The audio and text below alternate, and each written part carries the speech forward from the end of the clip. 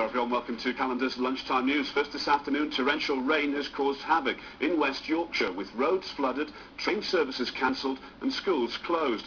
Thousands of pupils in Calender have been told to stay at home, and there are currently 13 flood warnings in both West and North Yorkshire. Well, Chris Kiddy is live for us near Todmorden this afternoon. Chris, what's it like with you? Well, I'm on Calais Bridge between Todmorden and Hetton Bridge. This is the River Calder here. It looks quite wild now, but it was even wilder and higher a couple of hours ago. This is what's caused the problems here in the Calder Valley. These pictures from earlier show the river in full flood, and it came up through the drains and flooded the main A646 Burnley Road through the Calder Valley, and homes along the route have been issued with sandbags by Calderdale Council to prevent water flooding into the basements and into their homes. This is the major route through the valley. It's caused quite a few problems this morning.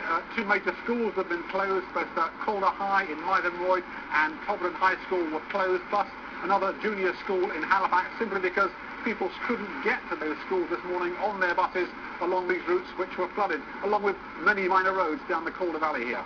And Chris, it's not just the roads, is it? There were problems with the trains this morning as well. They were indeed. For a time the Trans-Pennine route was closed. We have these pictures emailed to us by a viewer of the scene at Walsden station this morning.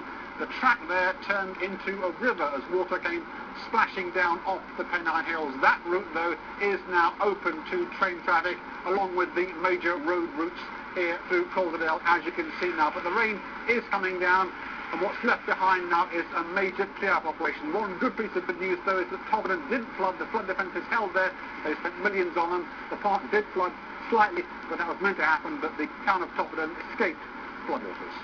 Chris Kiddy, live near Todmorden, thanks for joining us this afternoon.